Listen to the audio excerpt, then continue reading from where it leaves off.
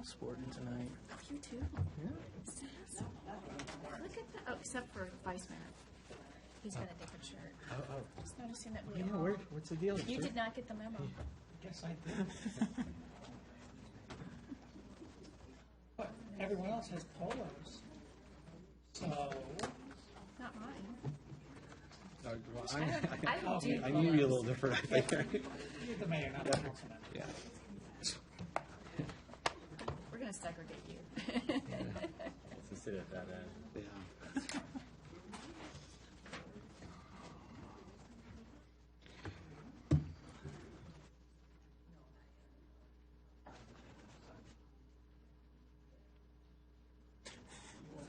That's right. Yeah, I'll let you. I'll steer it over your way, and then yeah.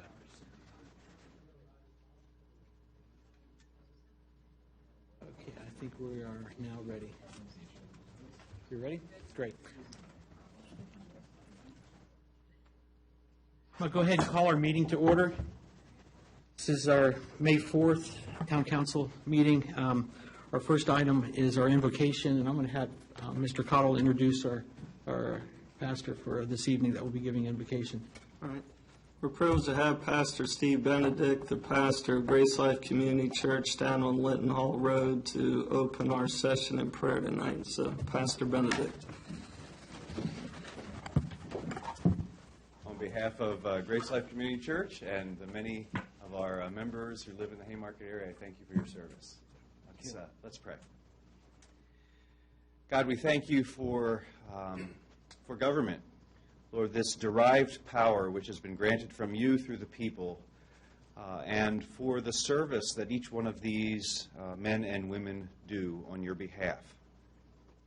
Lord, I pray that you would bless in this meeting, that your presence would be felt in a tangible way, that the decisions that are made here would be wise and for the furtherance of the citizens of this community.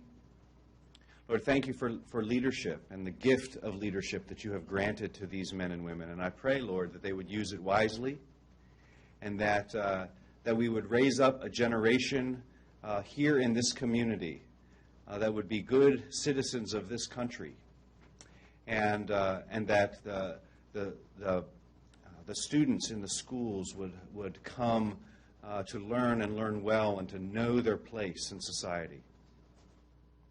Lord, so we ask your blessing in every detail. Lord, you say if we lack wisdom, we can ask you. And so we ask your wisdom for this council as they moderate important decisions for the citizens. And we ask this in the name of Jesus. Amen. Amen. We all continue standing for our Pledge of Allegiance. I pledge allegiance to the flag of the United States of America and to the republic for which it stands, one nation, under God, indivisible, with liberty and justice for all. All right, thank you all. Our first item on our agenda is our citizens' time, and this would be our opportunity for our citizens to come up and speak to the council. We have a microphone up here, and if we could just ask for a name and address, that would be great. Oh, sorry, roll call. Apologize. Going for roll call first, sorry. Yes. Yeah. Here. Woods. Present? Cottle. Here. And Aiken. Here. Okay. There you go. Okay. And I think Ms. Leonard, Mr. Watts would like to have some time, and if you are, well, his mic's the portable. I don't know if you could maybe help him. Yeah.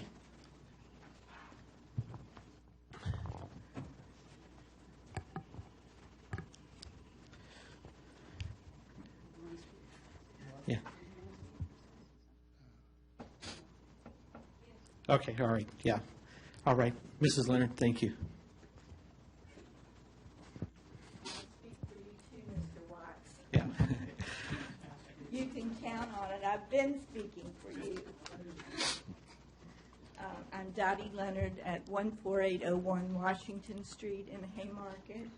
And I'm saying so much tonight, but I wrote it down. Okay. So I hope you'll understand and give me a little bit of the citizens group time in addition to my individual group because I'm also speaking some of the concerns of the citizens for the betterment and harmony of Haymarket and western Prince William County. And I wanted to say something about seniors speaking at our public meetings because I are one. We had a wonderful senior who lived here over 35 years whose name was Glenn Bear, and many of you know Glenn Bear or knew him. He lived to be well into his 90s, and he and his wife both passed away in the last few years within 3 months of each other, and their son the very next day after she died. Their son had had cancer, and they were wonderful, wonderful citizens. Glenwood Bear had served on the Planning Commission, and he almost never missed a meeting, and he almost never missed saying something. And I remember some of us, you'll remember, Jennifer, I remember some of us would chuckle sometimes at what he said, but there was always a wealth of wisdom in what he said. So I want to say I appreciate your patience with me since I'm a senior now. I've earned the right to be one. And so I just want to say Glenn had a lot of good wisdom to pass on, and sometimes I might. I wanted to say that the town property wide frontage could be, because I heard someone speak at the previous meeting that he thought there's no way we could pay off that property and do what we want to do. There's just not enough money in the budget. So this may or may not be a word of wisdom, but because there's such a wide frontage on that property, it's possible that you could sell off little lots in the very front for a commercial use for a really good price to help pay off the property if you don't do the whole front. If you do some on the left side, some on the right side, and leave a nice wide entrance in to your pavilion. And if those buildings if the eventual people who bought and built on them had a daytime use, there would always be room for the town people to come to meetings and share the parking space at night. And if they weren't weekend businesses, there would always be room for town functions that happen on Friday nights or Saturday nights. Just a tidbit, and it would help to pay off the property and maybe build that pavilion.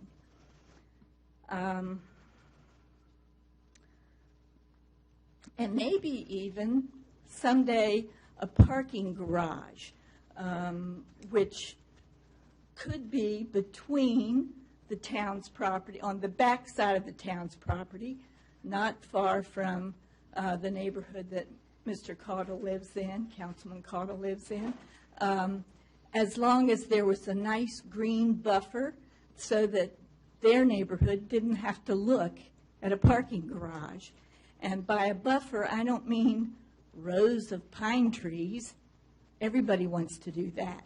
Stick in a magnolia here and there, a red maple, something creative.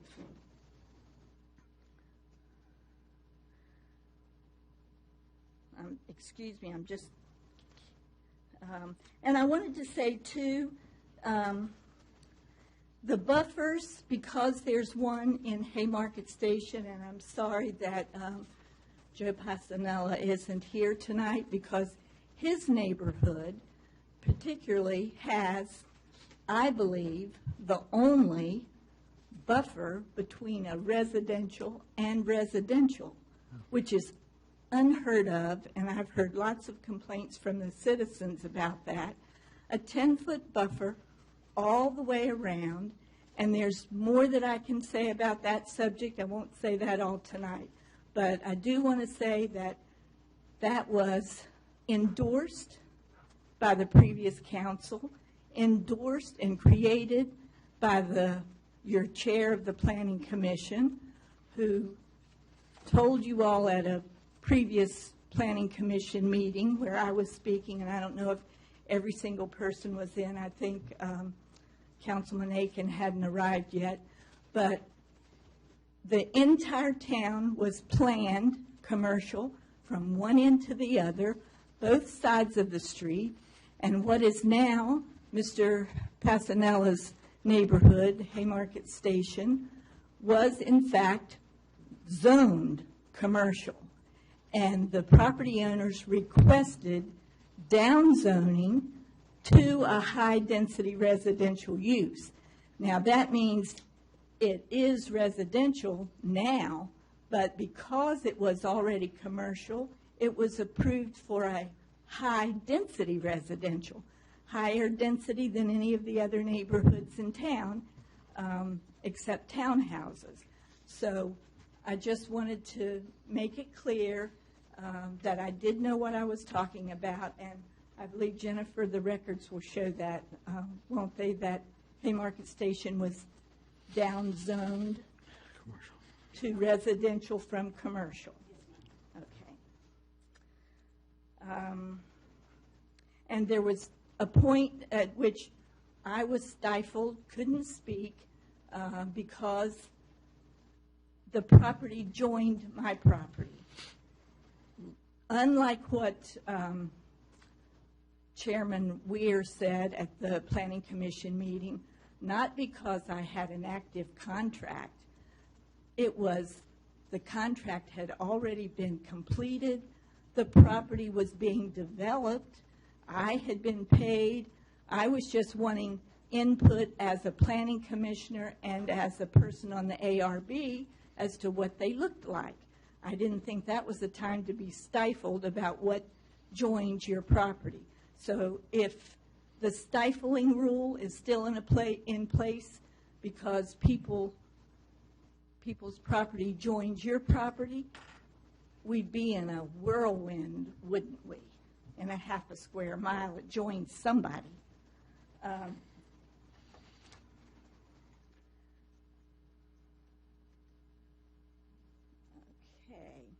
And now the staff job. I wanted to mention it's the staff's job to give advice to you all, not make decisions for you. I saw a rather lengthy article in the town newsletter that went out, and there was a lot of future information that went out, I believe from the town manager's desk, and I just would like to have seen that come from the mayor's desk. So I don't know if that's important to you all or not. Staff can make recommendations to you. You make the decisions. And some of them have wonderful degrees, but they don't live here. This isn't their town. You have the vote of confidence of your neighbors to serve this town because you're the ones who cared about the town enough to move here and protect it, and the neighbors were counting on you to be doing that, preserving the historic overlay, which brings me to the next point. And I think it's not this, not your current town manager, but a previous town manager chose a roof color. That should not have happened. That should have been done by the ARB. Staff should not be ordering signs. The ARB should approve them. And there should be guidelines in place. They certainly were all the years I served on the ARB. The guidelines were there. You just, the recommendation comes up from the ARB. Actually, the ARB's job is to make sure those guidelines are met and then make a recommendation to you to approve it at how it came in. Not, it should always be representing some guidelines. colors, materials, etc. And last but not least, the Board of Zoning Appeals is just that, an appeal board. The Planning Commission enforces the ordinances, but if there's ever a situation where somebody needs to appeal something, that's what the appeal board is for. How would you feel if you were the applicant, and it doesn't say that you can't have, you may have planning commissioners on that board, on the appeal board. However, if you have other willing citizens who are willing to serve the town and be on that Board of Zoning Appeals, I think, and a number of the citizens think, that it should come from other people instead of continuing to use the very same faces. Because if you were the applicant and you went before your planning commission and you got turned down based on an ordinance or something that they considered unfair, and they wanted to go to the appeal board, how would you feel if you saw the same faces there? Oh, well, what am I bothering to come here for? I got told no by this guy already, and now it's going to happen to me again.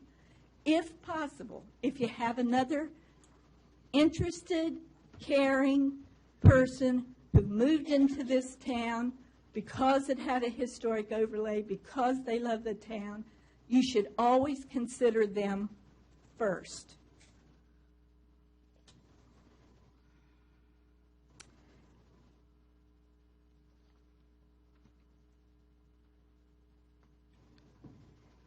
And I want to say, too, in defense of Mr. Watts' situation, I believe that all of you have seen now that I've been honest with you when I said he was not spot zoned, spot down planned. Him and the two little houses next to him, after the whole rest of the town had been planned, and most of it on his side, all of it on his side of the street, rezoned, except his house and two others, just because they hadn't come before the town yet. It was always his plan to do that.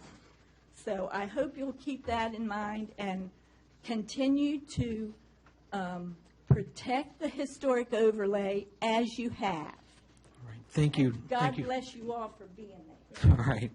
Thank you, Dottie. Anybody else would like to address the council and citizens' time? Okay, we're moving forward. Our next item, actually, to add to the agenda, I think there's an item that Town Manager you asked us to add. We'll put after agenda item 9E. We'll make it 9F, which would be, I think it's before us. It's basically a policy decision that you're asking us for consideration. Yes. Staff needs, mainly our Main Street coordinator needs policy direction with regard to the Haymarket Day event. Okay. Is there objection for adding that to the agenda? Okay, seeing none, we'll go ahead and go for our minutes for approval.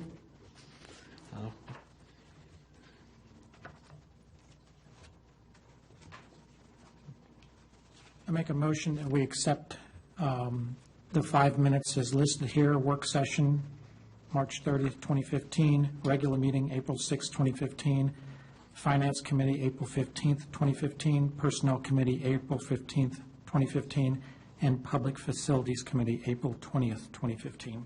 Motion on the floor, Second. and second by Councilman Woods. Any discussion? All in favor, say aye. Aye. Any opposed? All right, unanimous.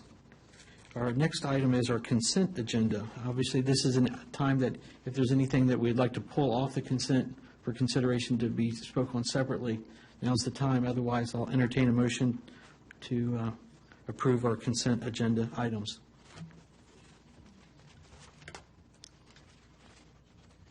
Mr. Mayor, I move that we accept the consent agenda as presented in the packet.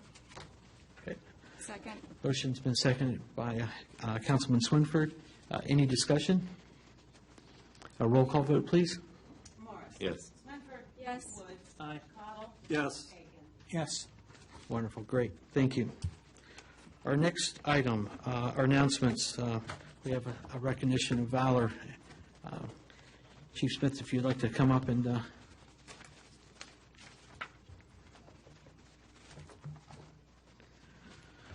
evening, Mayor and members of council. Two members to recognize tonight, if I may. First, I'll start with the more tenured member of the department, which is Officer Greg Breeden. I'd like to step up here. Mr. Wood, please.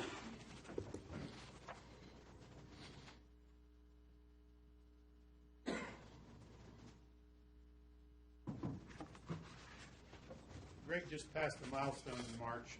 He's been with the town police department now for 15 years. He was hired on March 7th.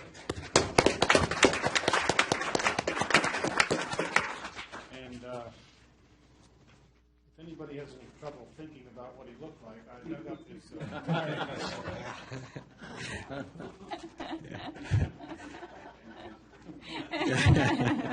You can do with that what you want. Before working here, he worked for the Shenandoah County Sheriff's Department in the Valley, and then after that, Frederick County Sheriff's Department. And what happened to him was what happens a lot of times in Sheriff's Department appointments. When a new sheriff was elected, he wasn't reappointed. So he was hired here.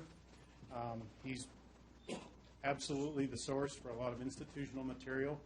If you think about it, at the time he was hired, I believe they had 2 or perhaps 3 police officers. 3. So he's certainly seen a period of rapid growth over the years, some ups and downs, but he's been a faithful servant for the town for 15 years now. So I want to commend him for that. And I have to present to him his 15-year pin. Each star represents 5 years of service, so he can pin that on. thank you.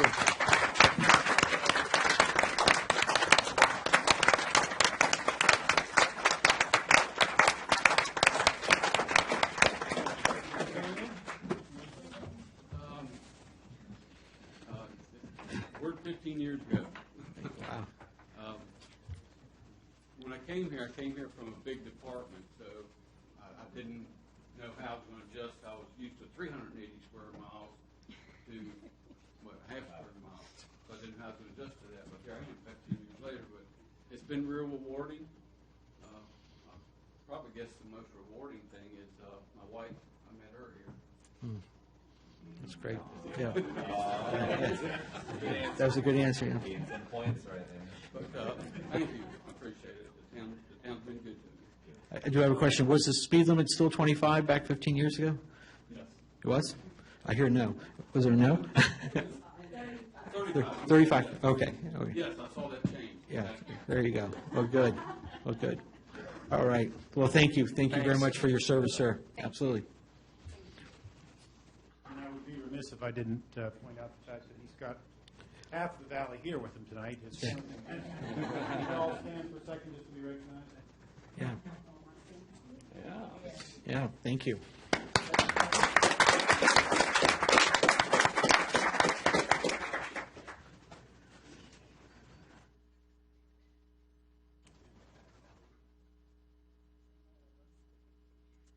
Next, I wanted to recognize Officer Corey O'Neill. Corey, if you just join me up here.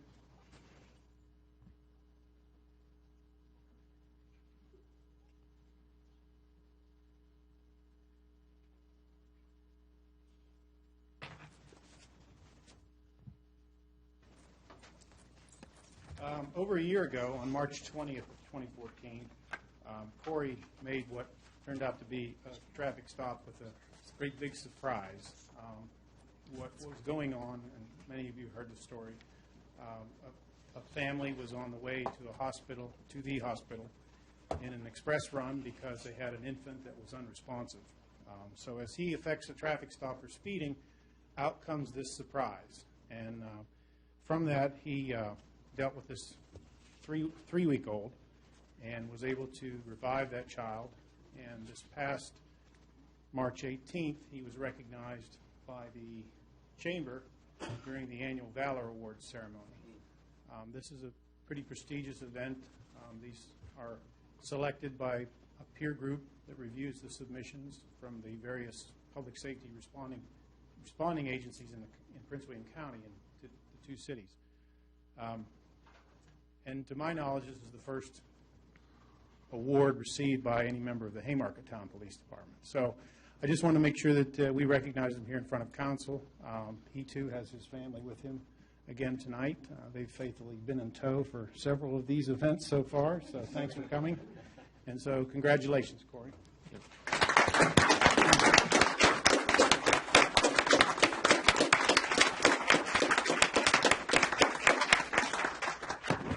I'd just like to say thank you to everybody, council, Chief Smith, also to Greg Breeden as well for all the support over the years. All right. Thank you. Thank you. And if I may, very briefly, I just want to mention that May 15th is National Peace Officers Memorial Day. That's coming up in a few weeks. That was first declared so by President Kennedy back in 1962, 1 year after I was born. We only need to look a few miles down the road to the first line-of-duty law enforcement death in Prince William County. Happened back in 1923. We just had recently uncovered this, actually.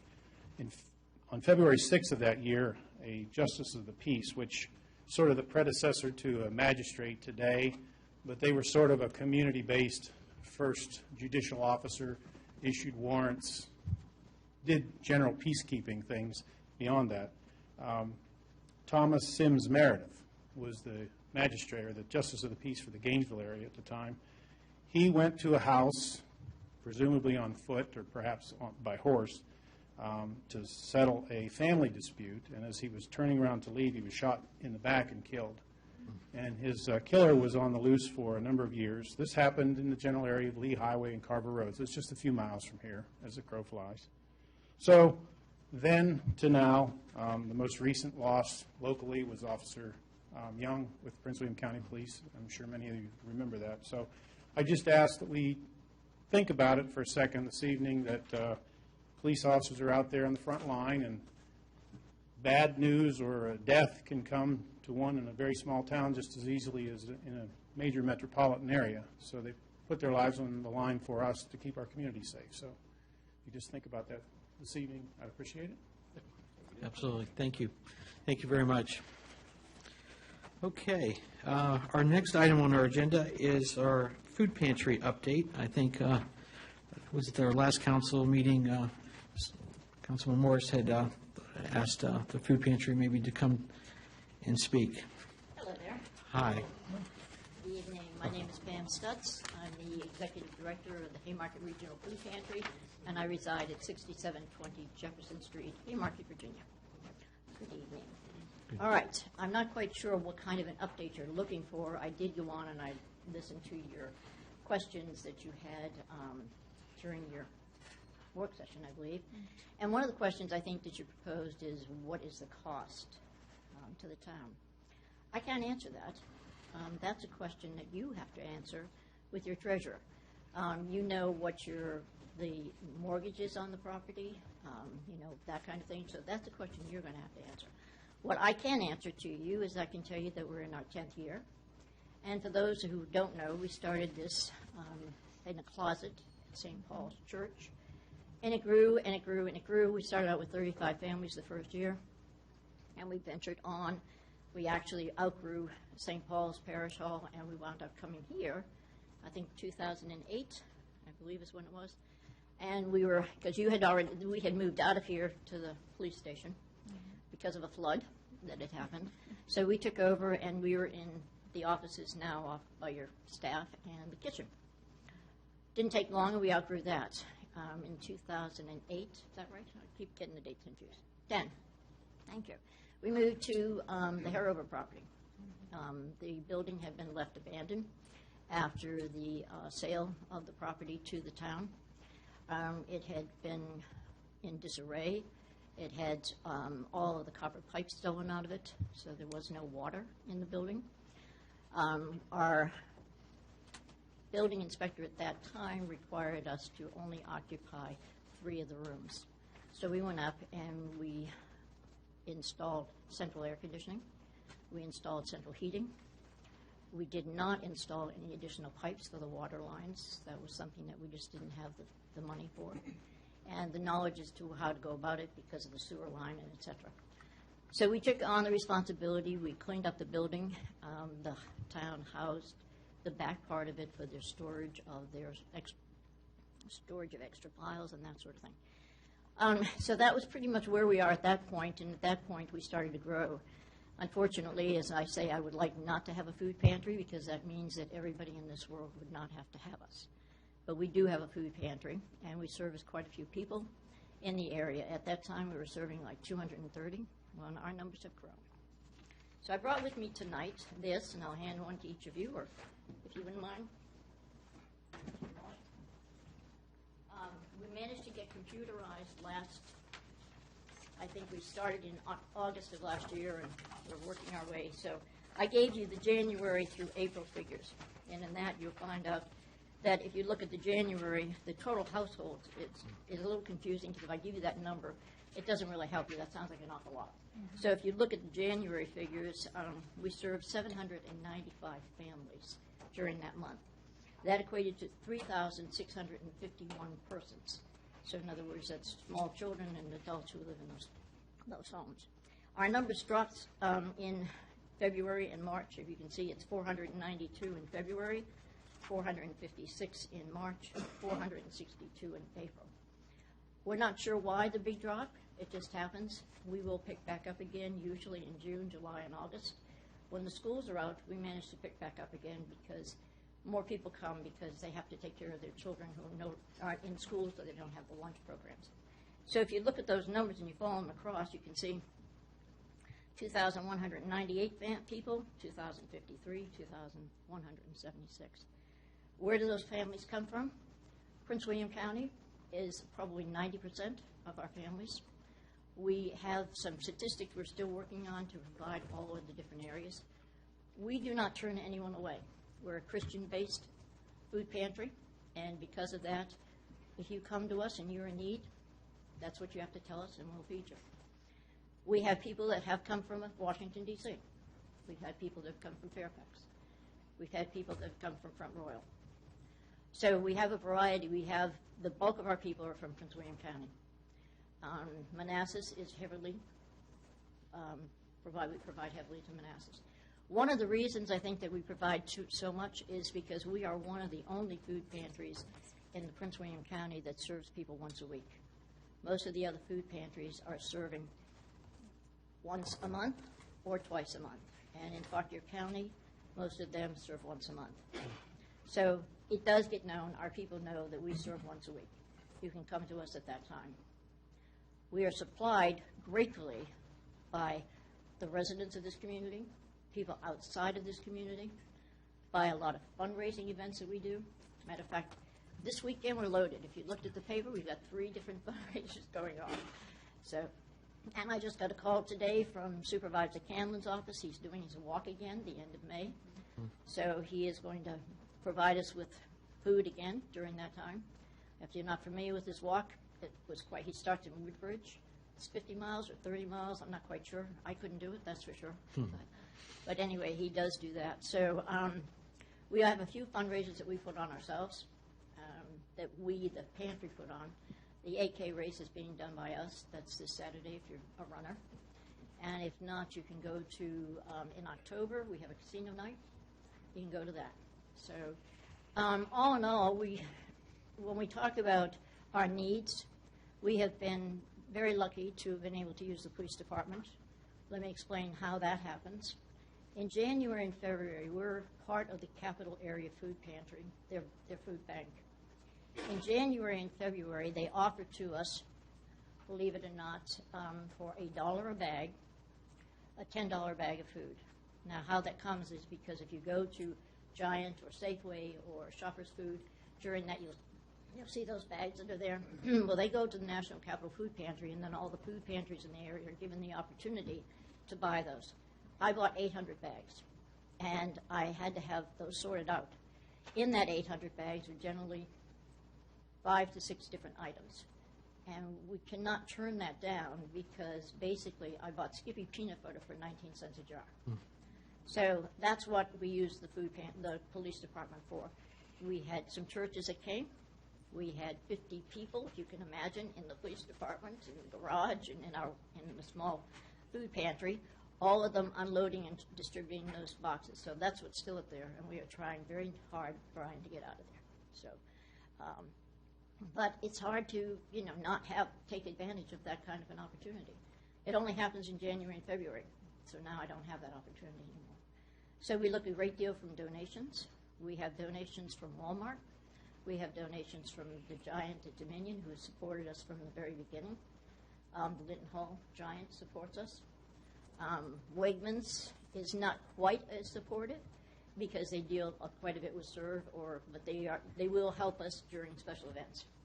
So, it's not like they give us lots of stuff. We have the Safeway that we'll be working with, and I think it's off of Linton Hall, but I don't know, Brainwood or Brameyer? Yeah, thank you. I'm not sure of the name. So we have a tremendous volunteer group. Several of our ladies are here tonight. Ethel, who is here, is what we call our beggar. She goes out and she begs for food and when a new place comes in, a new place opens, she's the first one there begging them to support us. So, and then we have Hunters for the Hungry. I don't know if any of you are familiar with that program. We start when the deer season opens. Those who hunt and they don't want the deer, they take it to a special place. They have to pay for it. I think it's $50 now. It's gone up to $50. And they pay that $50. It's all done by, regular cutters, it's regular distributing meatpacking place. They bundle it up, and then we have people who will go up there and pick it up. As a matter of fact, if anybody wants to help this weekend, Ethel needs help because she's got 2 freezers full of deer meat that have to be moved. So I can always use help. So basically, that's pretty much what's going on. We hope that someday we will not be having to serve this amount of people. But like I said, it depends on the economy, and it depends on what happens. And so we go for grants. I applied for a grant. Actually, it was a year ago. I thought, well, I never got that one. And then surprisingly enough, when we had to do some renovation in the back, it came out to $2,500. And guess what? My grant came, and it was $2,500. So we have had donations from Tennessee, which is a big surprise to us because I'm not sure if any of you saw when Michaels and Son came and did the renovation and cleaning up and painting and added water to us and gave us water. They have a program every Saturday morning where Michaels does a certain thing about all the charities that they deal with, and a woman in Tennessee saw it and she sent us money. So I've had money from Ohio. I've had money from Alaska. How these people know about us is always amazing, but I don't turn it down. I say, that's great. I had one man come in during the holiday, and he said, who's the boss in here? And, of course, I'm in rags. I'm in my sweatshirt, my jeans, and everything else. And he walked up to me, and I said, yeah, what can I do for you? He said, nothing. He handed me a check for $1,000. So I don't know if that answers your questions. We are very pleased that the town supports us in the fact that we're here. You don't provide us with any money other than the building, which I know that that's an investment in itself for you. But how many of you actually have been up there, other than probably our mayor, and during the nights when we distribute or during the day when we're working? Yes. Yes.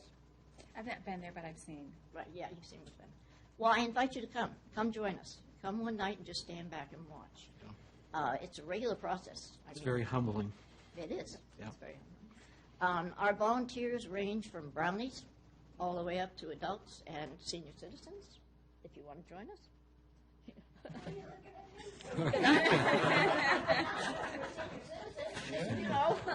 you know, we take senior citizens. No, you are not, ma'am. You know better.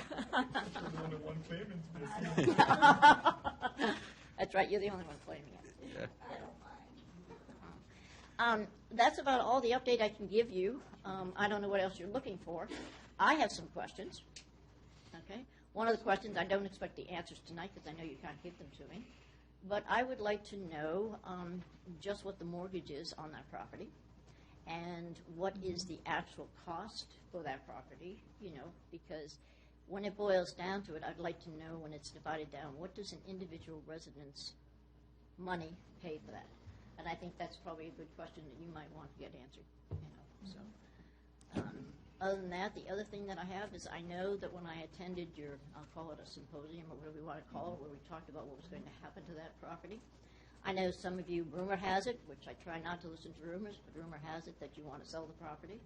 I hope that's just a rumor, because I would like not to see it sold. I mean, I think it is something that this town needs. Now, whether or not you keep both the Sears houses, they are under the historical overlay. They've been in our comprehensive plan under the historic part. If you want to, what do you decide to do with those? But I certainly hope you do not turn that property into development. I'm sorry, I think it should stay green space. It's the only green space we have in this town, really. And I think a beautiful community center would be great up there. All right. What do you have for me? Yep, thank you. Questions? We'll go around to Councilman Morris. Yes.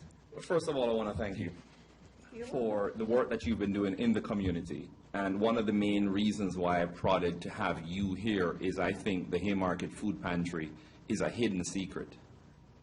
I think there are many of us in the town who doesn't know what the food pantry does, who it helps. You've answered some of the questions, because I suspected that we weren't just serving residents in the town. No.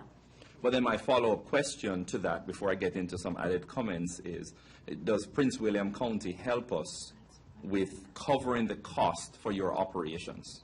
No, we are Christian-based. We have not gone and asked for any support from Prince William County. And the reason being is that they support SERV. So I'm not sure. And I will tell you, when SERV was independent, they were able to handle certain things differently. When they went under Prince William County with supplies and everything, they had to go into other programs that we don't feel we want. I don't know if you're familiar with the program called SNAP. Mm-hmm. And we would have to go to that program and do things like that, and that's not what we intended. And as a Christian, I appreciate you keeping it under the umbrella of a Christian organization. However, because it is such a hidden secret in the town, I think it is good, and I've actually asked the mayor to see if you can give us, quarterly updates as to what you do, because you have friends on council who's looking out for your best interest. Good.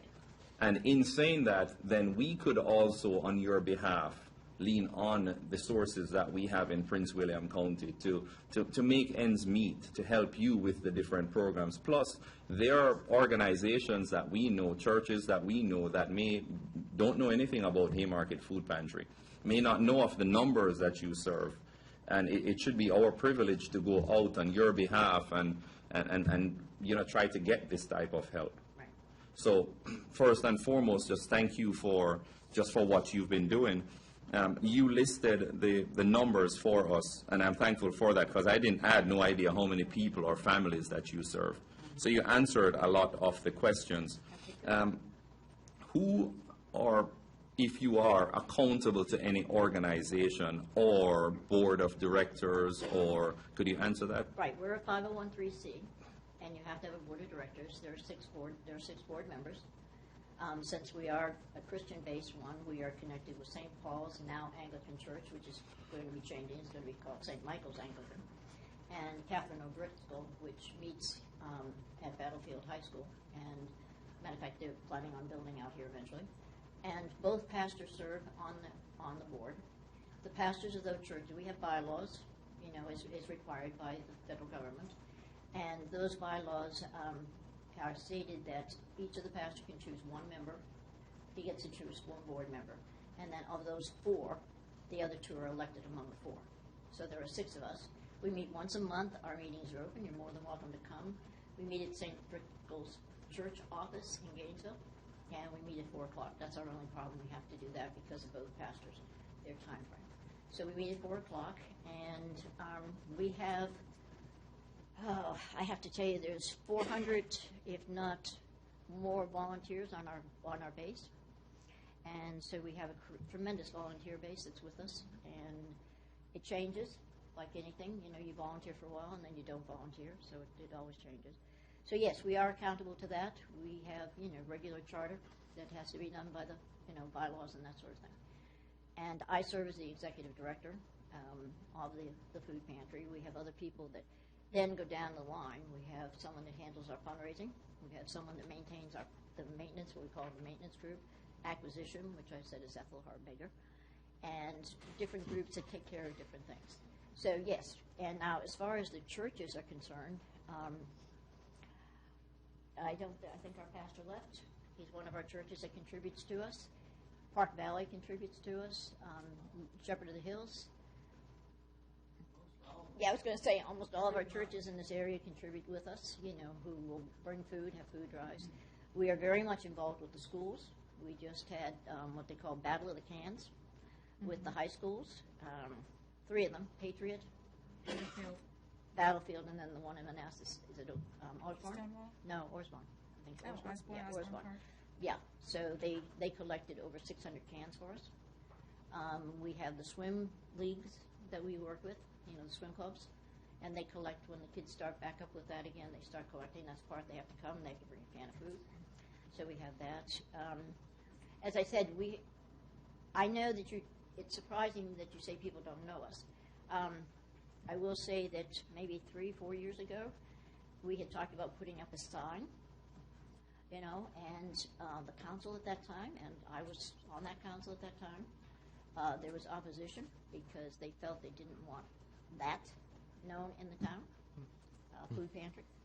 So I didn't go back to fight it. I figured, people know where we are. We have a wonderful website. It's haymarketregionalfoodpantry.org.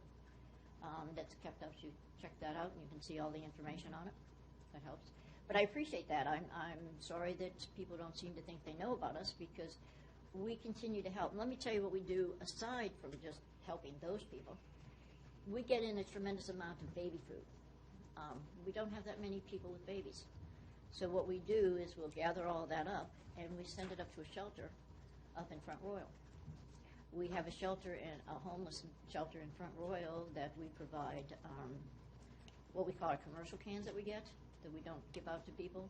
We send those up. We get, every once in a while, a 100-pound bag of rice will show up, and we'll send that up. And they have a soup kitchen, and they feed those people on Tuesday and Saturday. So we send that as well. So we deal with that. We have sometimes vegetables that go bad, and we don't throw them away. We have a pig farmer that comes and gets them. We have sweets and bread that expire. We have 3 actual farmers that come. One has chickens, one has pigs, and I think the other one has a combination of both. One comes on Monday, Wednesday, and Friday, and they pick up all the excess stuff. So we try not to throw anything away. Our biggest thing, which you could help us with, is recycling. Years ago, we were told that there was a group in Lorton that did recycling, and we pay you for the cardboard cartons. Well, we could never find them. But we do have the company that's our AAA that does our disposal, American Waste, or whatever the name is now. They recycle for us. But we still have an abundance of boxes and stuff that we could use. So if anybody knows of one that would be paying us for these, that would be nice, because we could use the money. So, Absolutely. but- Yep. So, Mr. Mayor, can I just Yes, have one more? What you've shared is more than 50% of what I did not know about the Haymarket Food Pantry, and I consider myself to be a typical resident. And I want to suggest to you maybe reaching out to our HOAs in getting something in our HOA bulletins, those who send out bulletins to the residents, so they know that it's there. Because there are many individuals and families within the town that go outside to donate things.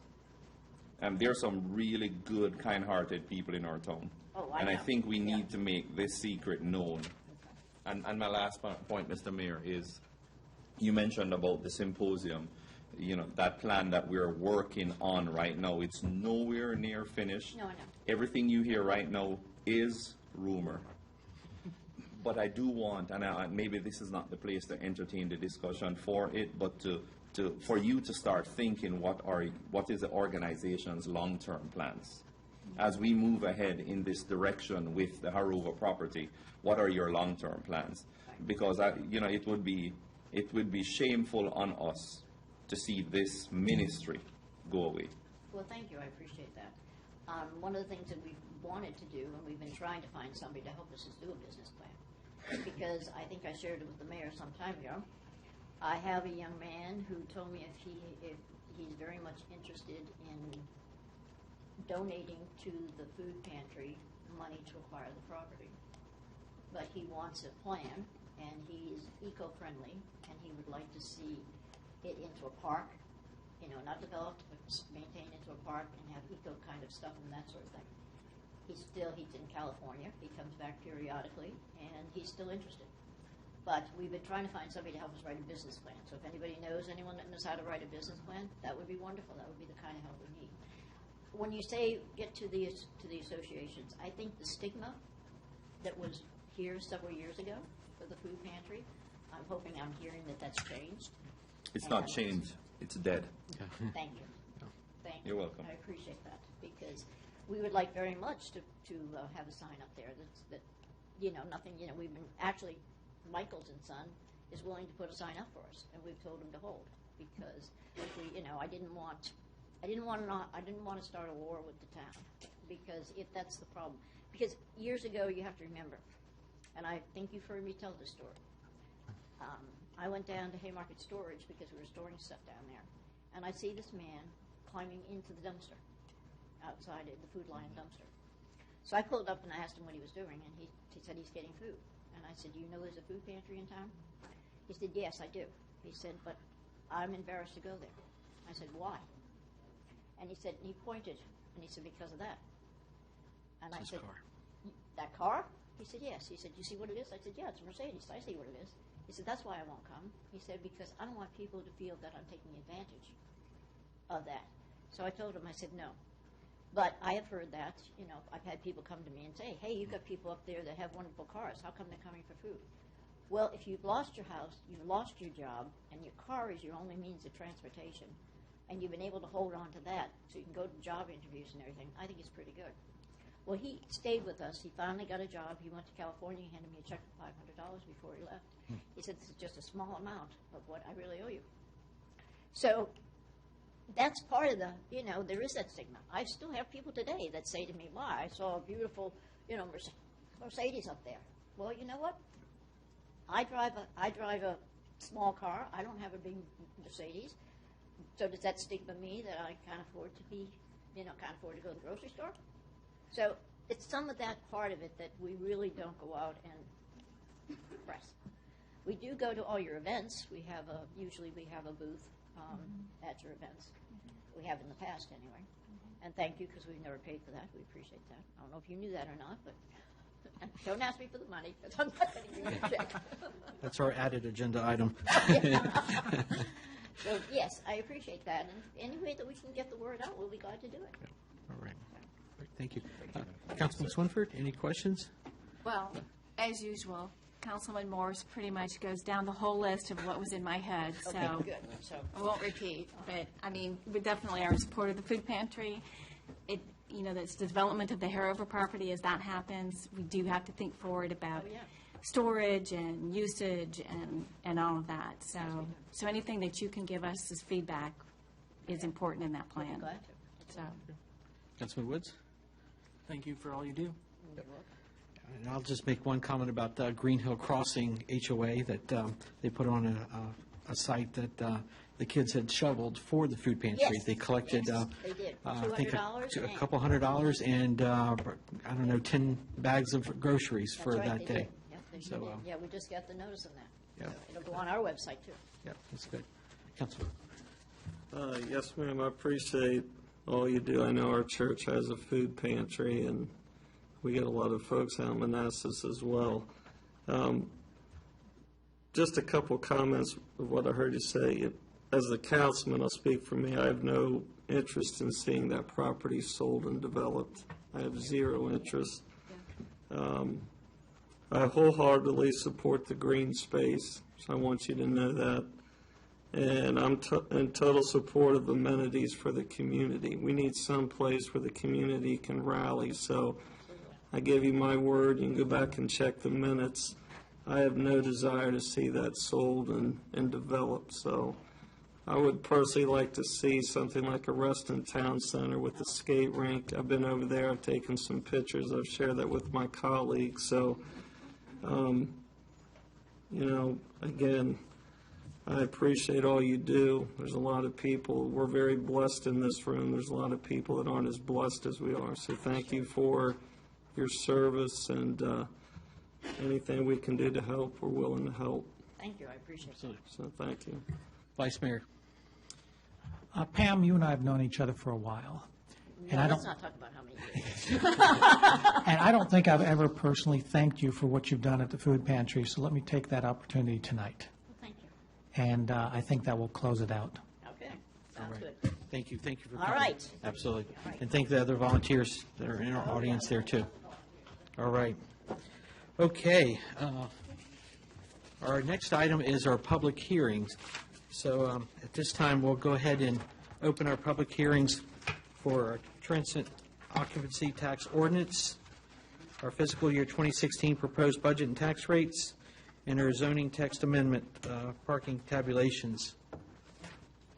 So at this time, I'll open the hearing, and anybody would like to speak either in favor or opposed to this, now would be your time to speak regarding these three public hearings.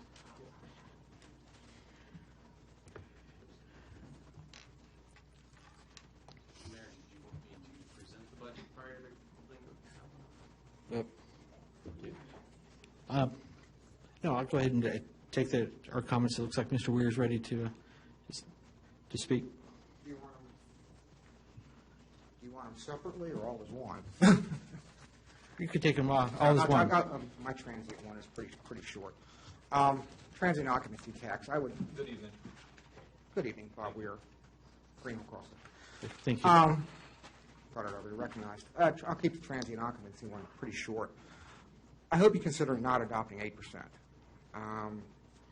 If you look at the county's at 7%, and I would strongly suggest setting it at 7% or lower so that you don't place yourself at an economic disadvantage.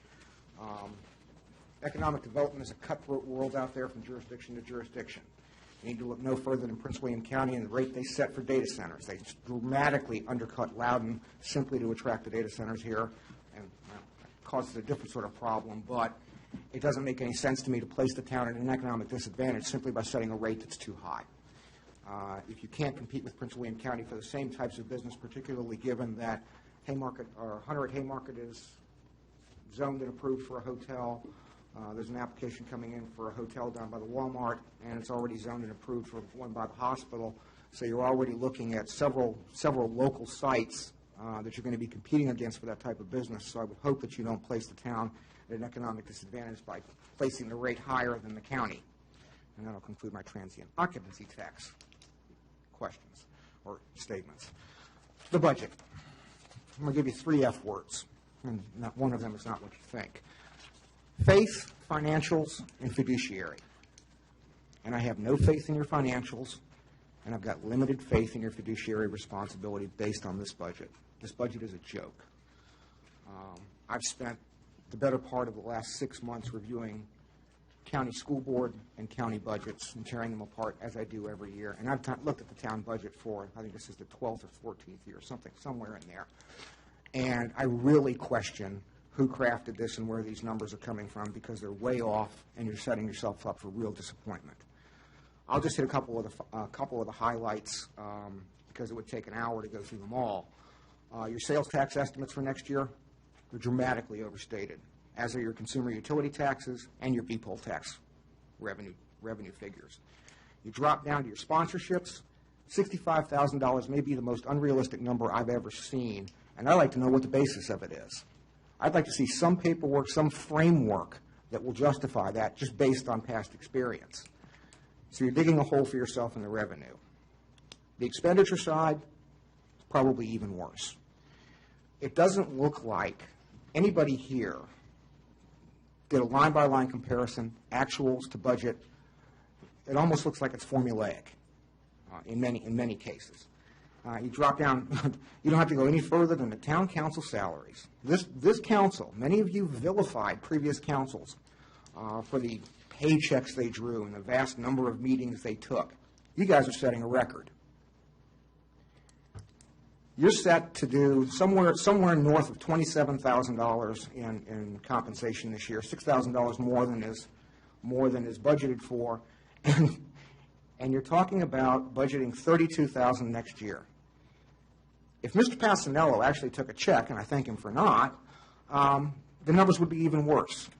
You guys would be at $38,000 for the year, or roughly $17,000 over budget just on your own paychecks, not including all the bennies that go with it. But that's small potatoes. It's small potatoes compared to your admin costs. Your admin costs for next year, salary alone, you're budgeting $67,000 over your FY15 projected actual. $67,000 over your actuals. It's interesting if you look at the spreadsheet that's attached for the budget presentation. It doesn't include the current actuals. It includes last month's actuals. So you're painting an unrealistic picture. The numbers aren't correct. If you flip to the front of your packet, you'll find numbers that are closer to the truth, and all you have to do is multiply those numbers by 1.2 to get what your actual is probably going to be, your projected actual for the year.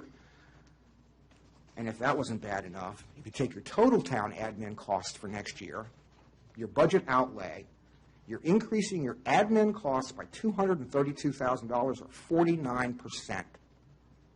49% in 1 year. You guys are setting records on admin costs, consultant costs, town staff costs, and you're doing it by transferring monies out from your CIP projects. In fact, I'm kind of curious how this budget can even be put together since the CIP hasn't even been drafted yet fully. What I would suggest strongly is you guys exercise your fiduciary responsibility, sit down and have a real work session, one where you give the public opportunity to actually come in and commit. And by giving them opportunity, I don't mean sending out a text 5 minutes before the work session notifying them. In most years, the residents, particularly the boards, are all notified well ahead of time of your budget work sessions. That didn't happen this year. I didn't find out about it until 5 minutes before the meeting when I was on 95 headed south to a county budget meeting. It really calls into question whether you guys want to be transparent with this, or if it's not a transparency issue, whether you're just sloughing off the responsibility on staff and letting them do it for you.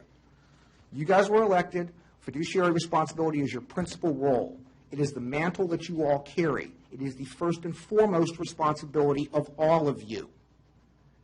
And I would strongly suggest you take a little more interest in it, because what you've got here is unsustainable over the long run and probably not sustainable next year. That's it. All right, thank you for your comment. Anybody else would like to comment on the public hearing here? Seeing none, I'll entertain a motion to close our public hearing.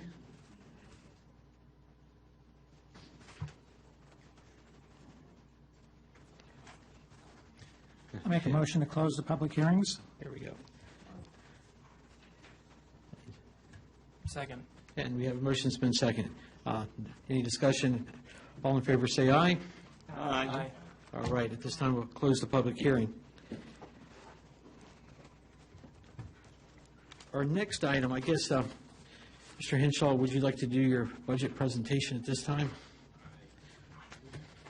Did you want to talk about the transit first?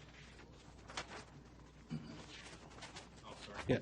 Did you want to talk about the transient occupancy tax first, or? Sure. If you'd like to speak on that, then. I would turn that over to our treasurer. I don't know if Okay. there's anything else to add. Sorry to not put you on the spot.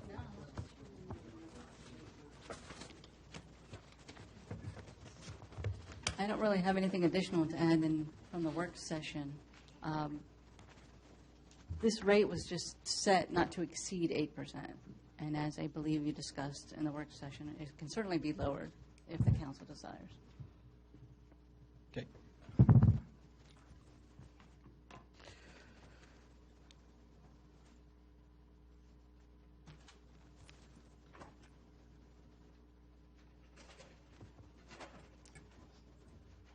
I'll start this off. Sure.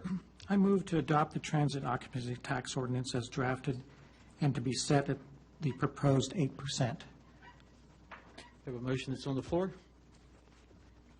Vice Mayor? Need a second to proceed.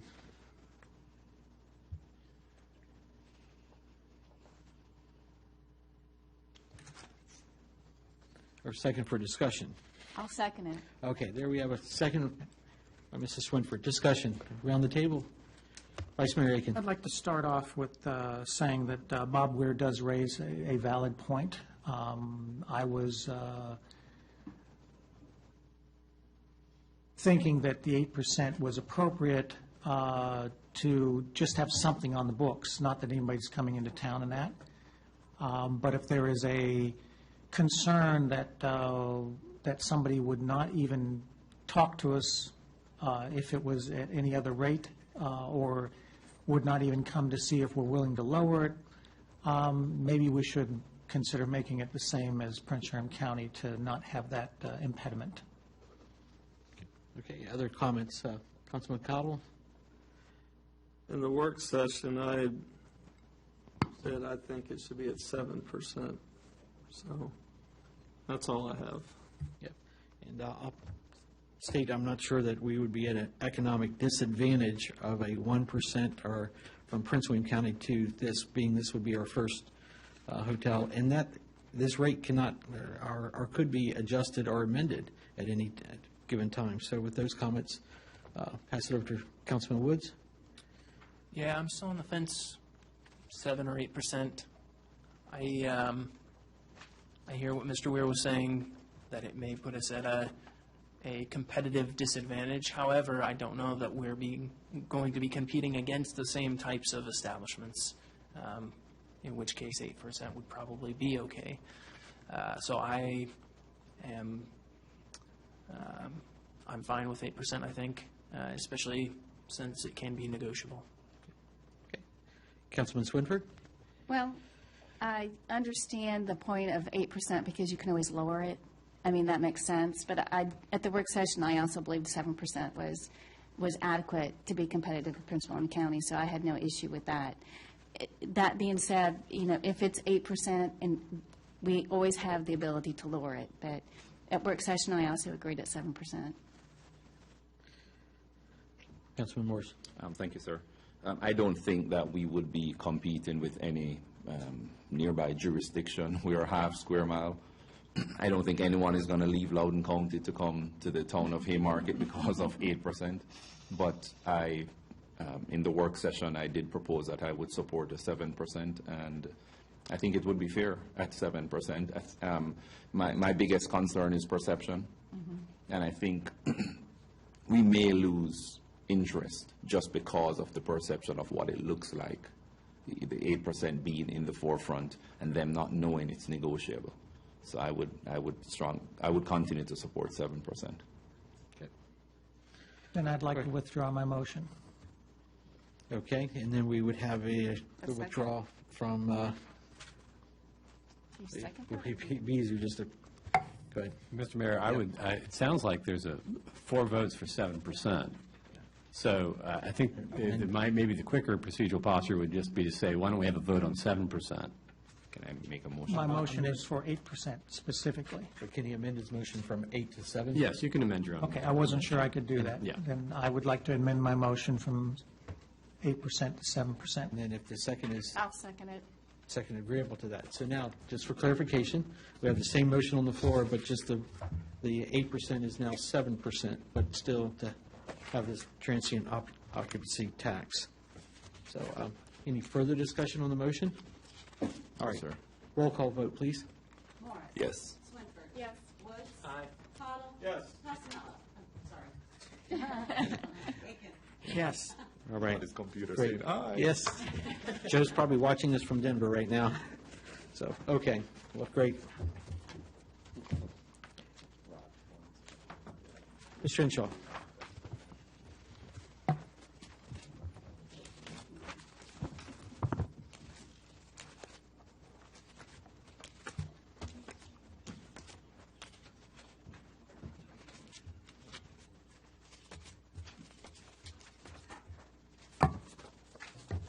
Okay, Mr. Mayor, members of council, and members of the audience and residents of Haymarket.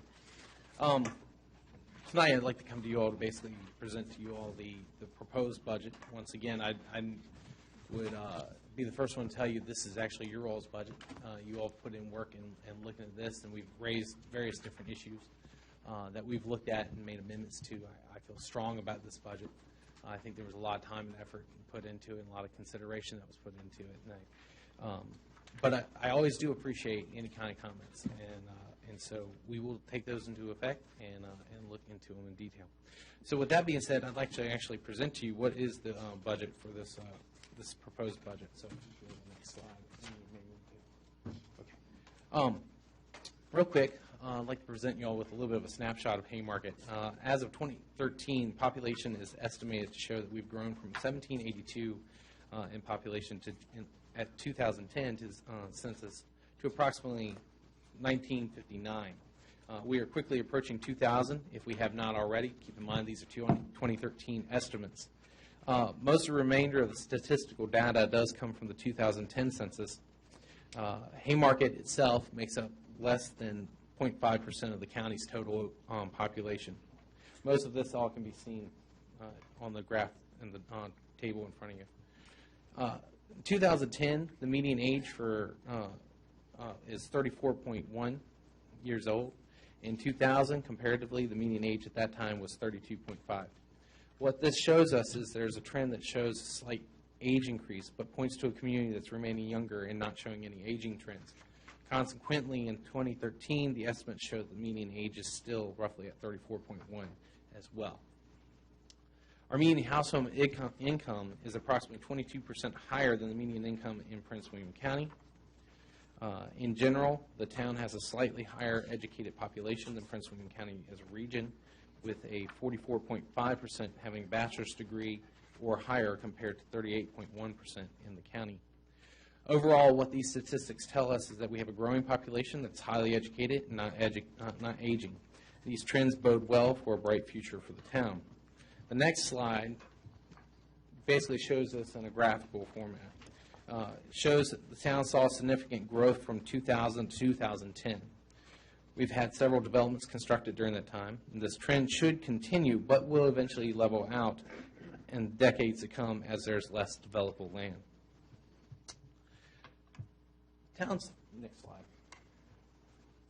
Town also provides several services to its residents, and so I'd like to elaborate a little bit on these services that is provided. Public safety. Public safety is one of our more visible services offered as our officers patrol the town, and is also making a more concentrated effort to institute more community policing practices. But they also do a lot more than that. They have a familiarity with residents. They interact with children and teens while on patrol. They also offer fingerprinting services, which is very good service, as we have a lot of applicants, especially for security clearances within the area. They pay close attention to safety of the several preschools that we have in the town. They have an annual bike and safety rodeo for children. They perform home vacation checks. They provide safety and community talks to various different organizations and also the preschools and local schools. They also provide traffic enforcement with a focus on keeping Haymarket a pedestrian and bicycle-friendly town. Some of the other services that we also provide is planning, zoning, and engineering. The town is fortunate to be able to provide these services in-house, as many jurisdictions our size have to rely on more costly third-party agreements to meet these needs. We also provide trash and recycling. As the town provides this service, the average homeowner would pay approximately $230 annually for private curbside pickup, or would need to run their trash to a convenience center located within the county. Another perk is that the town also allows residents to dispose of larger items such as refrigerators and the like.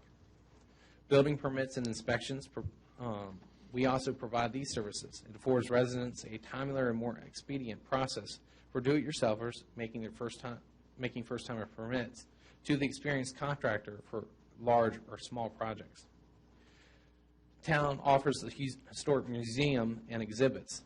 Town provides the art and appreciation of history by making the museum a centralized standing feature in the town, a place to continue to learn, interact, and visit. Community events. Well, essentially nothing brings communities together more than community events. One of the lesser-known services we actually provide also is notary service. Not necessarily thought of as a convenience often, but really at any given time, a notary of the public can be available during all of our office hours. I'd like to transition a little bit and talk a little bit about our budget process and how we began this project process. As was mentioned earlier, yes, we've actually approached this budget with a little bit of a change in the process, but we still are trying to make it very much an open process at that. The town staff began the budget process in December of 2014 and continued to work with the town council's finance committee January through March. This process included the following. You're going to have to just click and go if you want to. That'll work. A detailed research of the past 5 years' revenues. Revenue projections were formulated off the findings of this research. An assessment of what works and how could it be improved upon with regard to the budget's presentation. A competitive salary survey and analysis. A focus on the ability to begin and complete major capital improvement goals. The beginning process of transitioning from a traditional line item budget to a performance-based budget. This is potentially a 4-year process. One of the things, you hear that term, performance-based budget, you might be wondering, what exactly is that? Well, a performance-based budget essentially is an effort to turn funding into results by outlining a general chain of cause and effect, if you will. It is a way for us to allocate resources to achieve specific objectives based on a program, goals, and measured results. That's where we are trying to go to with our budgeting process. We're not there. This year is still very much a traditional line item budget, but as we move forward, that's our next step, and there's about 4 steps to go to get to a performance-based budget. So let's talk a little bit about what our goals were for this budget. Budget was designed to continue to fund a plan that continues to invest into the community through capital improvements such as the town center, Hariver property, walkability and connectivity, and beautification. The goal was also to fund a plan to bring the town's staff to competitive wages within the region. Most importantly, keep taxes low and minimize the possibilities of needing to entertain raising taxes. Essentially, this is an investment-based budget. The budget that is being presented invests in the community by making infrastructure improvements, and invest in personnel of the town by making it possible to offer competitive wages, offer continued continued education of personnel, sorry about that, I messed that up, and provide tools essential to meeting the needs and demands of residents. In the proposed budget, this is being accomplished while at the same time not raising any taxes. So let's talk about our revenue projection methodology. Staff studied the past 5 years of revenue and assessed the trends. We performed an analysis to determine the 5-year average of each revenue category with the exception of real estate. Real estate is based off assessments and tends to have an upward trend, making the average skewed and not providing accurate assessment. Based upon the 5-year average and the current trends, we generated conservative but accurate projections. In some cases, the line item's average is lower than the continuous trend. Therefore, it would be overly conservative for us to assume that we would start a downward trend. The staff and the finance committee feel confident with regard to the projections of revenue. The next slide actually shows our revenue budget as presented. I'll allow you all to read the numbers. Also, I know some of you have the PowerPoint slides.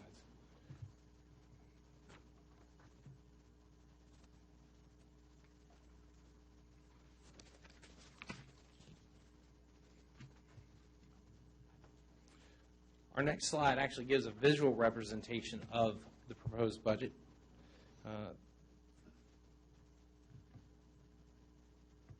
Along with the percentages of each different category.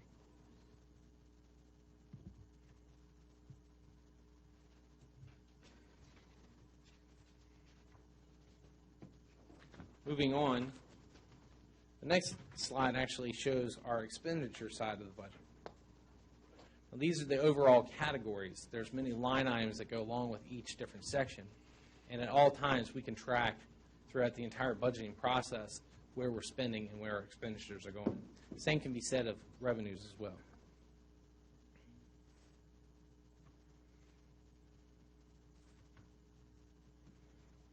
Next slide actually shows another graphical interpretation of the budget.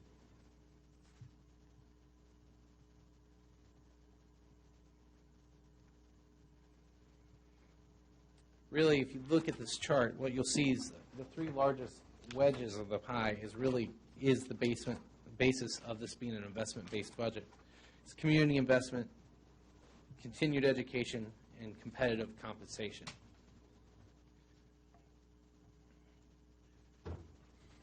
Moving along on our next slide, let's talk about the competitive analysis that was performed and included.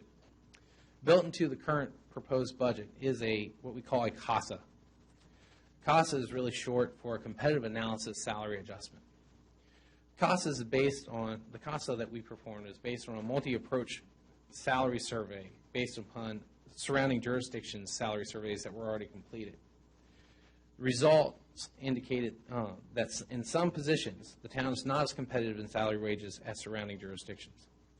If approved, administrative staff will perform performance reviews, potentially provide merit increases based upon the revised salary scale for each position's job description.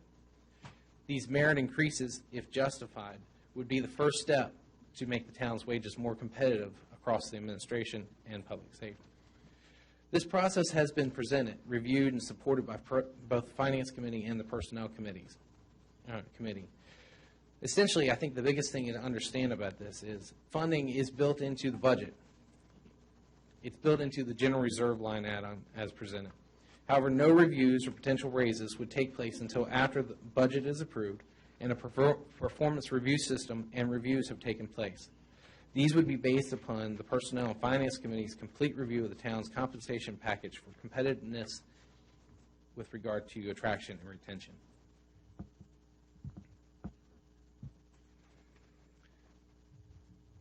Moving on, one of the things I wanted to do is I wanted to show a little bit with regard to the historic tax assessments with regard to the town. The slide you see in front of you actually is a graphical history of the past 5 years of the town's historic assessments.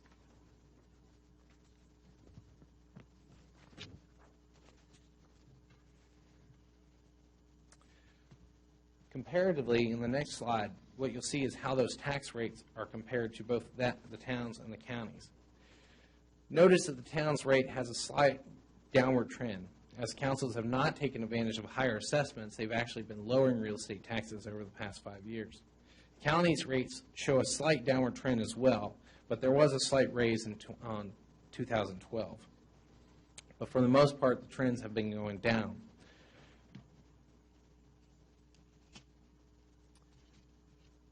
Our following slide actually shows our tax rates in general that's being proposed as part of this budget.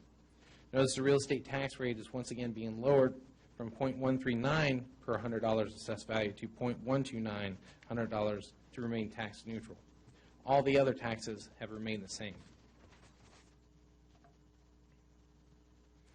Finally, I'd like to discuss a little bit with regard to our capital improvements.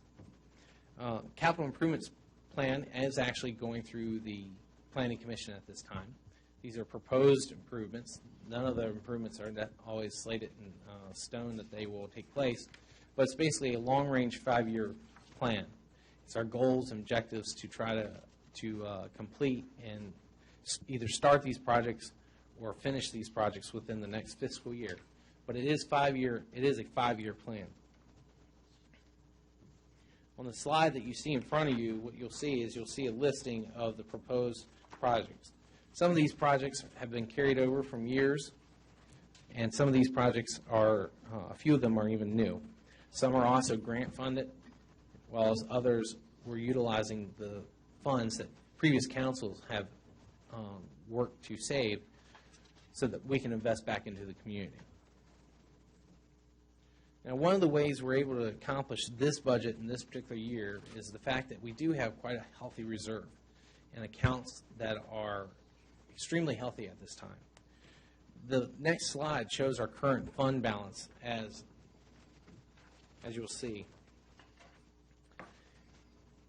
One of the things that I think it's important for you to bring back is look at the fund balances, and that's essentially the cash we have on hand currently. The other thing is to bring back our revenue budget slide. Sure, if you can go to the next slide for me. If you notice, we have the transfer of cash on hand, still leaves the town with a very healthy reserve of approximately $1 million. It also accomplished many of the desired goals of the council and accomplishes our capital improvements. Out of one of our previous budget work sessions, one of the other issues that got brought up is that's dealt a lot with the fund balances, but what about the actual assets of our properties? And so I've also included if you go to the next slide. This is the amount of our most recent assessments on our property assets. So roughly, we have just a little over $4 million or $4.2 million in property values. Hanover property does still currently have a mortgage on it or a loan. Just last year, we actually refinanced that to a lower rate.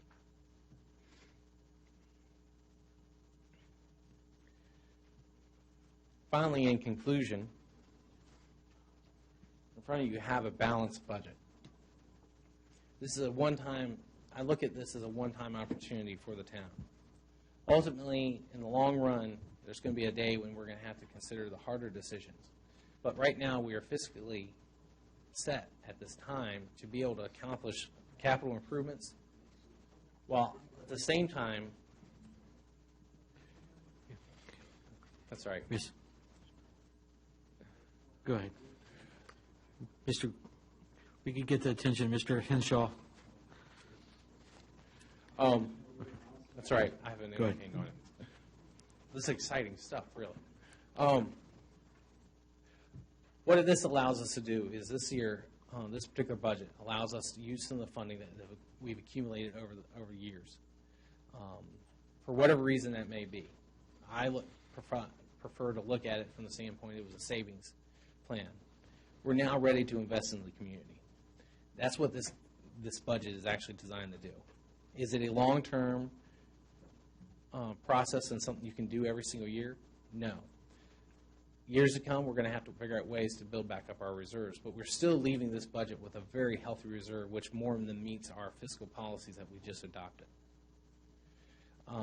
With regard to any specific questions, I think the council knows that we, both the treasurer and myself, are available. We welcome anyone who'd like to come in and talk about it.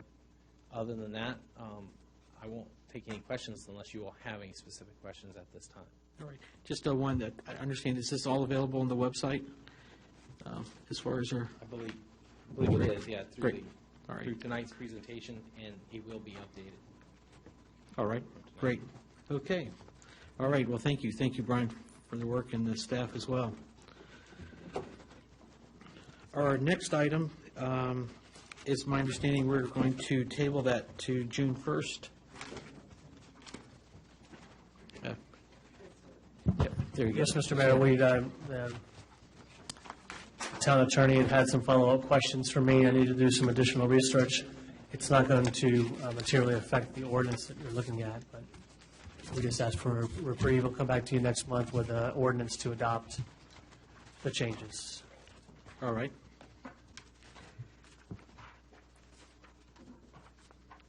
Our next item is our 2015 budget amendments. The 9D in our packet.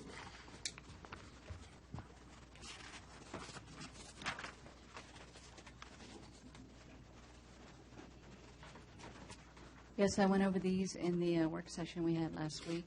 I don't believe anyone had questions then, but if you have any now, I can take them. Okay.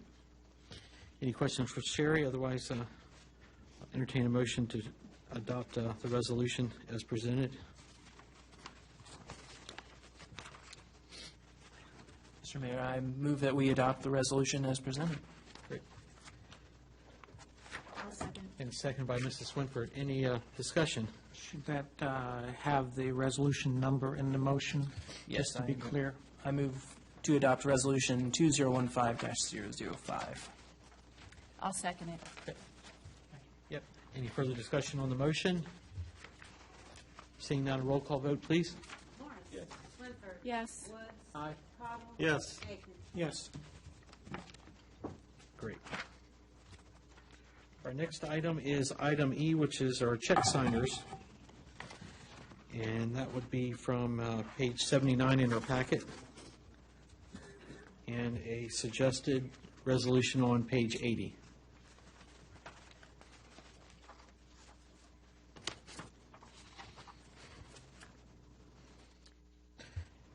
It's my understanding this is just for the credit card transactions that we're going to be doing. Correct. Okay. I go ahead and make a motion to adopt a resolution 2015-006, authorization for check signers at Sona Bank. Okay. And second by Mr. Morris. Any discussion? Seeing none, roll call vote, please. Morris. Yes. Swinford. Yes. Woods. Aye. Cottle. Yes. Aiken. Yes. Great. The added agenda item that we had is going to be number F, which is a handout. And this was, I'll go ahead and let you speak on this, Mr. Henshaw. This is regarding your emergency committee meeting and that you need some guidance from the council. Correct, Mr. Mayor. Actually, this comes from Denise Hall, our Main Street coordinator, but I'm going to represent her. She had a commitment tonight that she cannot get out of. We did have a meeting this afternoon as we were getting ready to launch our applications for Haymarket Day. For Haymarket Day. Well, I was also thinking we would launch them for health and fitness, but this more applies for the Haymarket Day. One of the things and the issues have come up that council has made known to us is working with our nonprofits. We have some wonderful nonprofits who love to be a part of that event. And so basically, we just need some policy guidance with regard to if we're going to charge any kind of fee or if we're going to waive the fee. There's some considerations that would need to be made if we decide to waive the fee. However, we could make that the decision of where that comes from at a later date at a work session. What you have in front of you is basically a suggested policy. Now, this is a policy that we certainly could elaborate on and draw out a little bit more, but for the sake of time, we needed to basically come up with an idea. I'm going to basically just sum it up. Really, we would look to create a special section that's part of the Haymarket Day setup. The special section would be designed for nonprofits. In this special section, we would only charge a nominal fee. We're recommending of $50. The location of the section would be located off of Washington Street, so it would be very much within the same vicinity of the entire event. Nonprofits would also have to have a physical, well, not all nonprofits, but we would encourage to get this nominal fee would be a physical presence within the town limits. The nonprofit also would have to show proof of 501c3 status or other equal nonprofit statuses. And the nonprofit always would have the option of paying the normal fee associated with a particular event if they'd like to be in a more premium location along Washington Street, per se. With that being said, really what we're looking for from the council tonight is essentially guidance. If you want to waive the fees, that's something that we can certainly entertain and we can advertise. However, at some point, understand the nature of what these fees are doing. The natures of these fees that we are collecting go right back into the event to help with advertising, to help with promotion, well, that is advertising, but also to help make the event successful. I mean, and what nonprofits want, just the same thing as anyone who is a private business, is we want to make sure that people are coming here and they can see the benefits of what they have to offer. So I just think it's important to understand that really what we're offering or asking for these fees is not to handicap them in any way, but basically to help make it a success so that they can get their word out for what, just as if you were a private business advertising or looking for potential customers. Understood. Has there been a fee set for any of the other, like tents, or I know we're saying 50, or your recommendation of $50 for this. Just approximate, are we talking $150, $200, or is it? Okay. Yeah, I think I've been probably pretty vocal on this in the very past, that I always give my Ruijten story about how they have to literally come up with the monies to pay for a tent, only to then hope that they sell enough hot dogs, $1 a piece, to come up with the sponsorship money. So, of course, as we look at these events, my thought was that if you could have an area for these nonprofits to be able to have their spot without having to charge a fee. But I'm going to let it go around the table. Mr. Cottle, your thoughts? I think these nonprofits shouldn't have to pay a fee. I mean, they're doing community-type service, so I'm all for not having a fee. Okay, understood. Mrs. Swinford? I guess my first question is, who falls under nonprofit? Do banks and institutions like that fall under nonprofits? And that's where yeah, they do, and that's where the problem. Every credit union is a nonprofit organization. 501c or whatever we're looking for? We will accept any nonprofit status as defined by the IRS. So that's where it becomes a murky mess to me. Well, we can look at that, and we'll look for counsel for that decision. Vice Mayor Aiken? Did you have something else? Oh, I'm sorry. Yep. I was just going to say, I agree that true nonprofits, I don't agree that they should have to pay a fee. We should also limit the space that we use as well, so it would be a first come, first serve sort of thing. I mean, otherwise the entire street could end up in that. But my concern was, it was brought forward to me that credit unions and things like that are considered nonprofit, and in that vein, I don't agree that they should be without a fee. So if we can get that clarified. Okay. I know that Navy Federal is a nonprofit. But I think that's probably because they're tied into the military in some way. But we have an attorney that we could probably. Yeah, I was going to say, he's got his hand on the button ready to push it. There's a new one on me, but I think we could certainly draft language that would keep out that, and maybe have something that says it's for service-oriented nonprofits, because I don't think a credit union would describe itself as service-oriented. They're not. They're balancing their budget. They've got staff that they're paying, that they're making money and look a lot like a bank. I think what your intent there was is to have organizations that are providing services to the public, like the food pantry. Right. And community services, yes. So. Community service nonprofits, would that make? Yeah, okay. Vice Mayor Aiken, sorry. Did we have any idea how many nonprofits might qualify for this? I mean, obviously, we might be narrowing it down some more. But do we have any idea at all? We looked at our the last time the town, excuse me, ran an event, and it was a third of the participants. 1/3 of them? 1/3. Were those so that's in town? quite a few. Or were those just in-town nonprofits, or were those outside the town as well? We did not break that number up. That was all nonprofits that participated in the 2010 Haymarket Day. But then again, are we, I don't want to use the word discrimination here, but if somebody is a valid service organization that's a mile outside the town, and we're going to charge them, I don't know, $300 for a booth as opposed to 0 or 50, that seems a little harsh because they're not in town. Okay. Can I just, that wasn't my intent. My intent was just to say to allow the local nonprofits first right to those spaces, and then after that, we fill them up with whoever's outside the town as well. But that wasn't to charge them. That was my intent. That's what this says. Right. Okay. So. Councilman Woods? I think there is value to a nominal fee, whether it's 50 or 35, 25 even. It just gives the vendor a little bit of accountability that they're actually going to show up, and that the money that's being spent for their spot, is going to be worth it, that we're not basically wasting a space in our events. Okay. Good point. Councilman Morse? Thank you, sir. I really don't think any of these nonprofits would have a problem paying a smaller fee than the other vendors.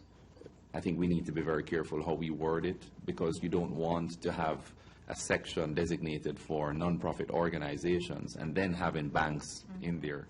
The credit union, it's there as a nonprofit because they offer service to their customers.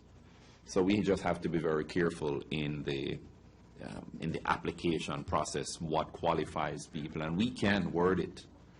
You know, there are organizations that have come and presented to us who they serve, and as not just our council, but the event section of the event committee can determine who they see as a nonprofit.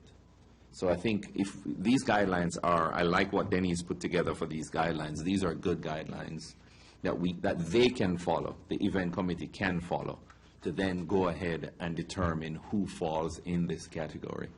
But it should be, I don't know if it's possible to word it that it's to be approved, and then the committee then takes the applications and then review them to approve them. So we give them the guidelines, but then there's an approval process, not because you fall under, you know, what the IRS considered to be a nonprofit. We do our own review, or should I say the event committee does its own review. It shouldn't be that hard to review the applicants, but you know, I just think that we can work around it with the wording. Okay. All right, so do we have a consensus of a nominal fee? Is this what I'm saying? We'll go around this way now. Well, Mr. have you been able to figure out what the standard fee is or the normal fee is? Yeah, the commercial vendor fee is $300.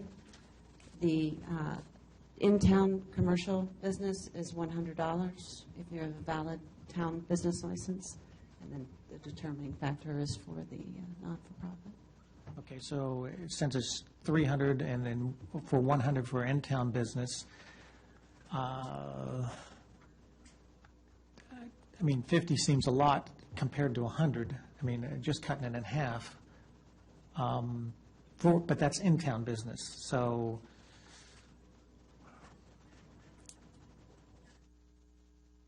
I say 35. Pick it out. 50 out, 25 done. Okay. I'm for 35. I think I agree with the 35. And Mr. Morris? What does Joe say? Joe would say 0 probably. If we have stringent measures on the interview process, I would go with 0. Okay, yeah, that's, I don't think, well. Well, you have a consensus. Well, and here's the thing, they need a decision now Right, because exactly. we've got to get this, So I the think we have a paperwork out. consensus of 35, at least with the, That's fine. with the math. Fine. Yeah. I just had to say. So we could take this as a directive? Yeah, and that would be for non-commercial or charity organizations. Correct. Is that a good formulation? There you go. We can also build upon this, but the biggest thing we need to do is we need to get the advertisement out. Right. We can set up a little bit more of the parameters that basically, that'd be a service-oriented nonprofit, and see if there's any definition that we could draw upon. Okay. Very good. Great, all right, there's your directive. All right, next. We're going to have a formal vote on this policy, this suggested Oh, yeah, policy, that's true. because there's also Yes. the issue of, sorry, there's Yeah. also the issue of the location, Right. which you had We'll some take discussion this- on, but did you want to adopt this draft policy with the dollar value change and the wording change, or no? I think that's a good thing to do. We could make this draft 2015-07, are we at? 05 and 06, I believe, we've done it You earlier. don't think a directive is enough, Martin? You could make it a resolution or a directive, either one. Resolution makes it a little bit more formal. It would stand until modified, whereas you might want to, if you want to revisit this next year, then maybe just make it a directive. I think a directive. Yeah, I think a directive is Yeah, good. that should be fine. I didn't write down what we said. Should we make a, did we want to limit it to in-town No, I don't. charity well, organizations? Personally, I don't think so. Okay. Okay. So we want a motion to direct town staff? Well, it doesn't even have to be a motion. It just, Okay. would just say, direct town staff to adopt the events committee summary as dated May 4th, 2015, with the changes being that the nominal fee would be $35 for the nonprofits, and that the description of nonprofit would be, There you go, Martin. Charity organization? Non-commercial or charity organization. Non-commercial charity. okay.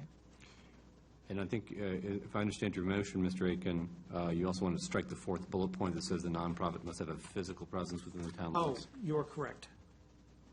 There we go. Thank you. It's part of your motion. So we have motion on the floor and seconded by I'll second it. Councilman Woods. Great. Discussion on the motion. All right. I'm sorry, I should have brought this up sooner. That's right. That's what, There's going to be a mammography van there, though, that's going to be giving out free mammographies. So we do need to think about the nonprofits that are going to be there. Are we charging them $35? Or is there? They're not a vendor. They're not a vendor. Okay, thank you. I needed to know if that was. So Okay. that would be similar to the group that giving blood or doing eye checks. Yeah, I just or wanted to make sure doing they didn't fall under kids' this fingerprints nonprofit. and that they're not selling anything, they're not. So they have a just- separate space? Yeah, okay. Okay, Yeah, and none of Thanks. this is applicable to health and fitness. okay. This is Haymarket Day. Well, are we using this, though, for the health and fitness as well? As far as I know, there's no nonprofits. No nonprofits. Okay, I'm sorry. Didn't mean to confuse and muddy the waters. that's right. So clear on any further discussion? Roll call vote, please. Yes. Yes. Aye. Yes. Great. All right. Moving along, we have our council member time. First up, Mr. Cottle. I'm good. Okay. Next is Ms. Swinford. I'm good as well. Vice Mayor Aiken. I'd just like to take issue with Mr. Weir's characterization of our budget process.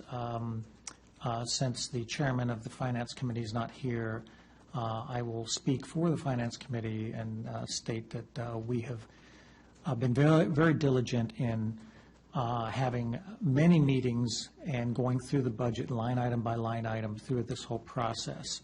And we have kept the town council informed of what we've been doing and briefed on that.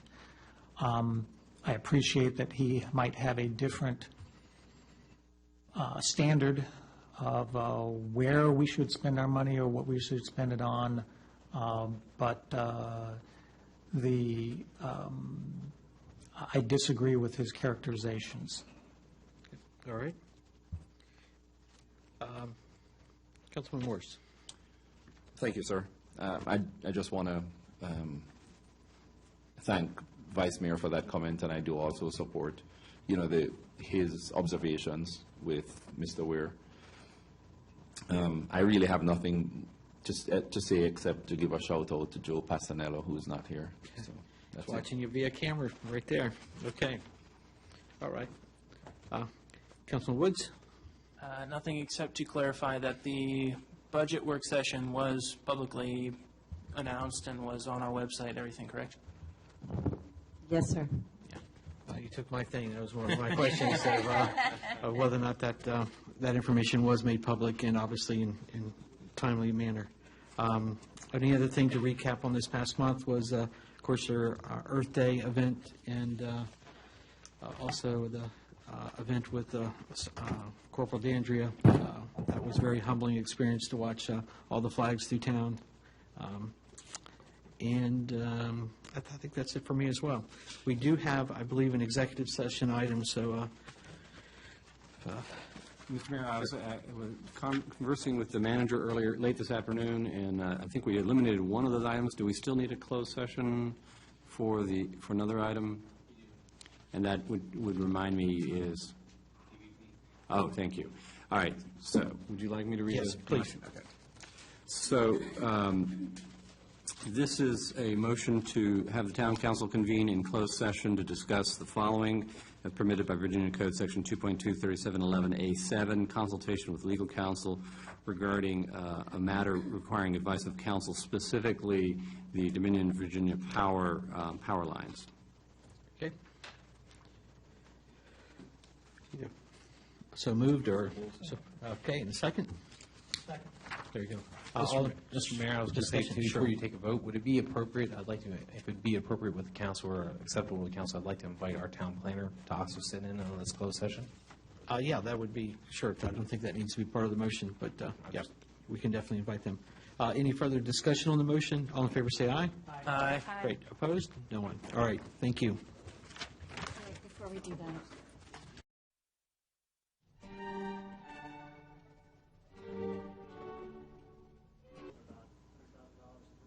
Run back here, take up almost a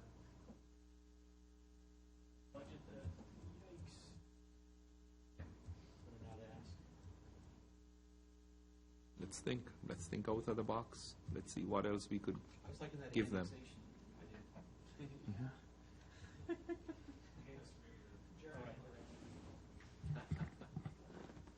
All right, we're back into, Mr. Henshaw, are we live? Great, great. If you could bring us back into session here.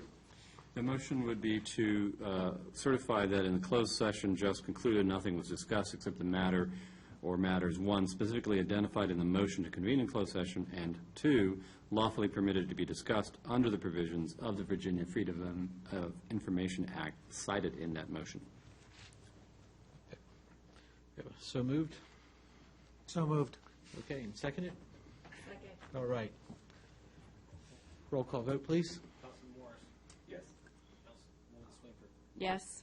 Councilman Woods? Aye. Councilman Cottle? Yes. Vice Mayor Aiken? Yes. Mayor Lee? Yes, thank you. All right. Any further business? I think we're done for tonight. Make a motion, we adjourn? Second. And seconded, all in favor? Aye. Thank you all for your time.